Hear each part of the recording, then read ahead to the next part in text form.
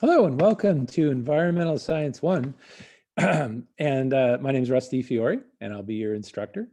I'm sitting at home right now since we're doing the class in a completely online environment, but I'd like to give you a little overview of what to expect for this semester. So let me share my screen with you and we'll take a look at the class page. This class is a little bit unusual, not just that it's online, but there's also an option in the class to get a California Climate Stewards certification through the University of California. So I work with with faculty at the University of California to do certification in two different areas, the California Naturalist and the California Climate Stewards.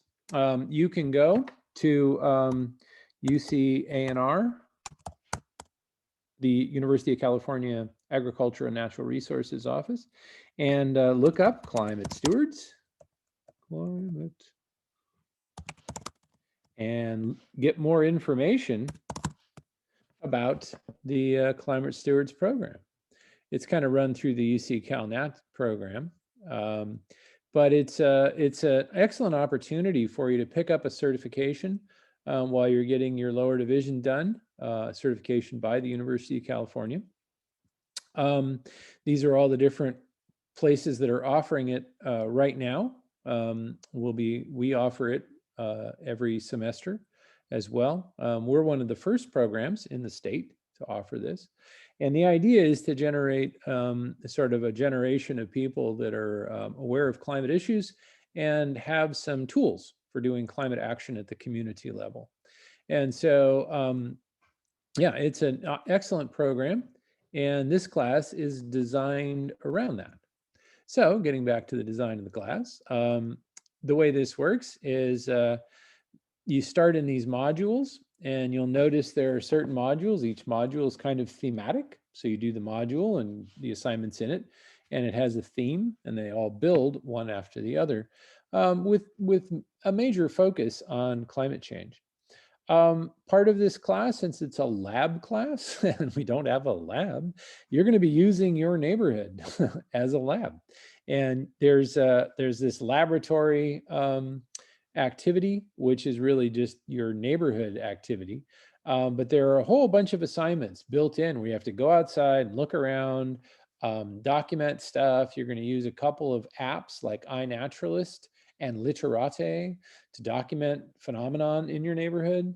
You're going to look at some of the California planning websites that are used to help guide cities in planning for climate resilience and looking at issues of environmental racism, where certain neighborhoods with certain ethnicity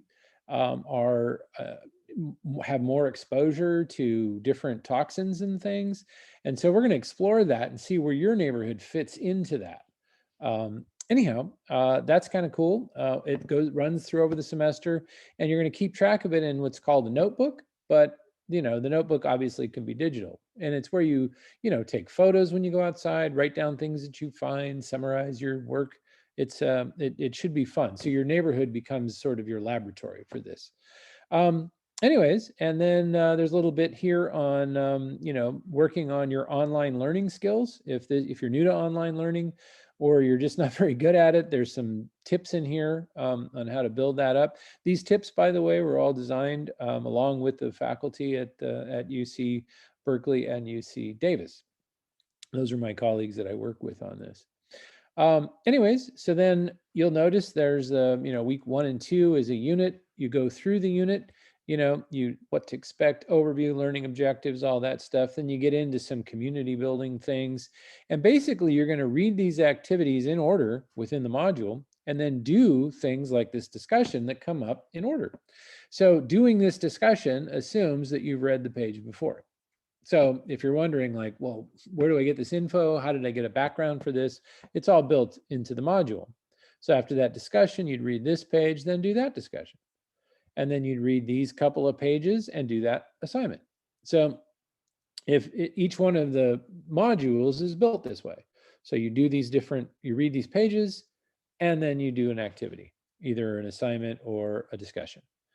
Anyhow, and then you have a sort of unit 1 recap, which is this first unit, and then there's a review, which is a quiz. So you take a quiz. You have to score 4 out of 5 on the quiz to move on. However, you get 3 attempts.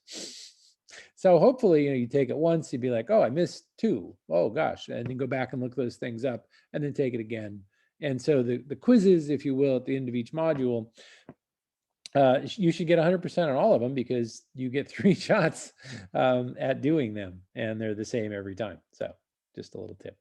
Anyhow, right, so then you go into the next one, and in this, there's some other, this is about your notebook, working on building your sort of neighborhood understanding, learning more about how we think about those things. And then another module, once again, do the pages in order, do the either the discussions or the assignments as they come up. They're built upon the pages before them. And on we go. Each one of these things, kind of in order, has all the content and the assignments all built in. And you just kind of roll right on through. There's spring bake. We're just going to keep on going. And then in the end, you're going to do a capstone project. The idea is you're going to learn all this stuff, and then you're going to kind of apply it to your neighborhood and where you live. And then in the end, you're going to do a capstone project and share it with your colleagues. And we'll do sort of a big discussion where you post that. That sort of applies what you learned to your neighborhood. Like, what would you do to improve the resilience of your neighborhood to climate change and other environmental issues? And even better, if you actually kind of take a few of the first steps in doing that, whatever that happens to be. I've had students, really start doing sort of streetscape gardening projects. I've had students contact the student council in their city about an issue that they found, and they're like, hey, we need to do something about this. So that's kind of where it ends, is like with some sort of action you've designed. You don't actually have to do it all, but taking some first steps in organizing that is kind of what's expected there at the end. But all the skills you need to do that should be built into the class leading up to that.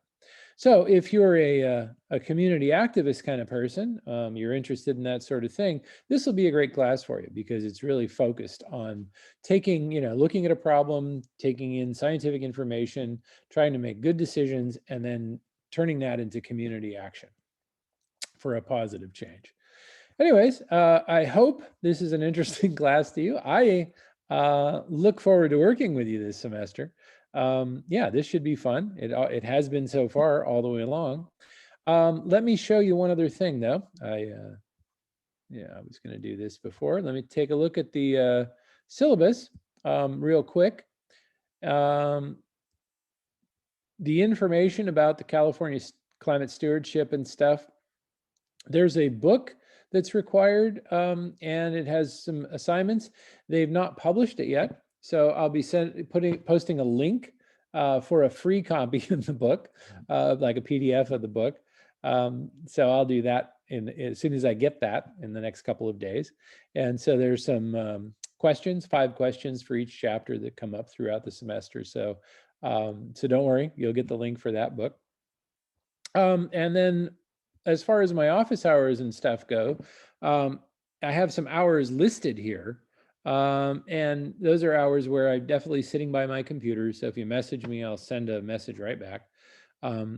But more importantly, if you would like to meet in ConferZoom and do a little Zoom meeting and chat either as a group, if you and some of your colleagues in the class are working together, or even individually, I'll be happy to do that. It doesn't have to be one of these times. It can be any time that's good for you. So what you do is message me in Canvas and say, hey, in the next 3 days, I'd really like to have a Zoom meeting about this problem. I'm having trouble with this assignment or whatever. And then I'll message you back saying, yeah, I'm available here. You've told me what times you're available. And then I'll say, okay, cool. And I'll send you a link to a Zoom meeting at that time. We'll pop in. It can even just be for 5 minutes. And that way we're not restricted to these hours, you post your office hours and nobody shows up kind of thing. Maybe nobody's available from 1 to 3. I don't care.